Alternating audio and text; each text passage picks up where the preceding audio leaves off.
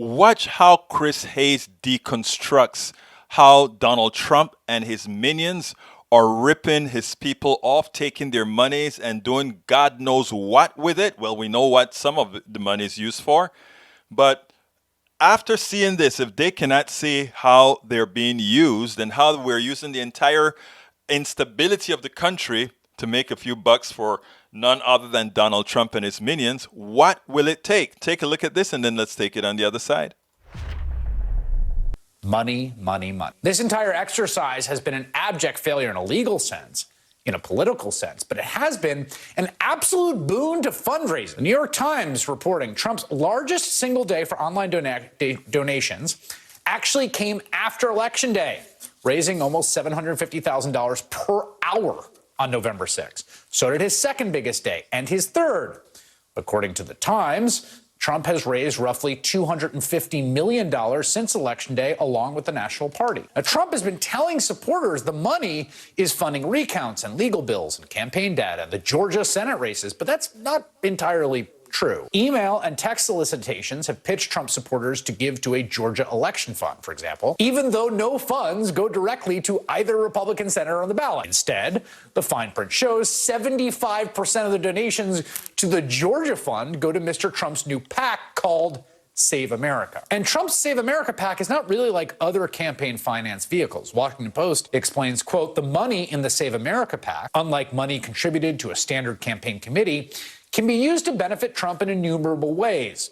Memberships at golf clubs, travel, rallies, even payments directly to Trump himself, as long as he declares it as income. That's right.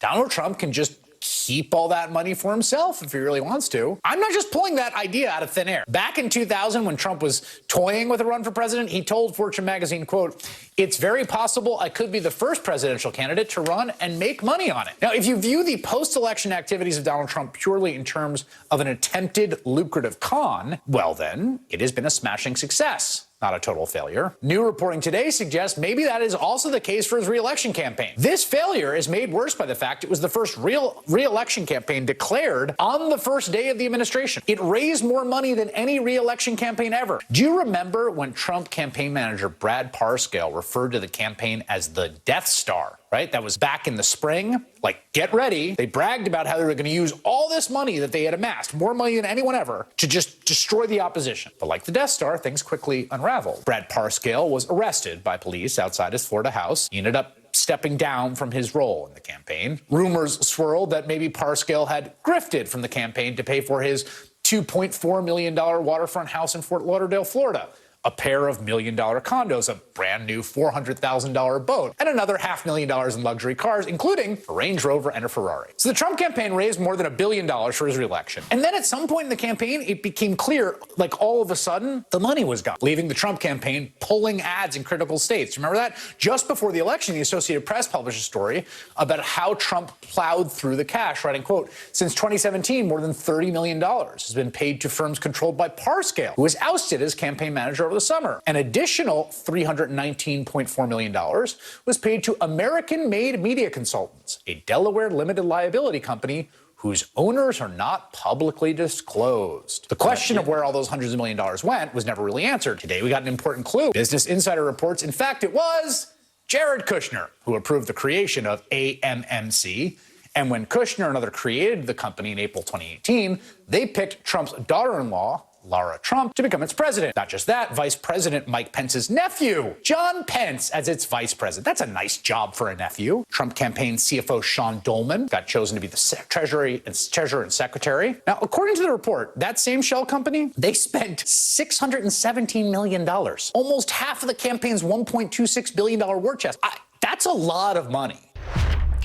That's a lot of money. $600 million going through a shadow LLC. Come on, people. Can't you see what your money is being used for? $2.5 million homes, Land Rovers, and all. Come on now. That is what it's all about. The politics is just the raw material, and you provide the money.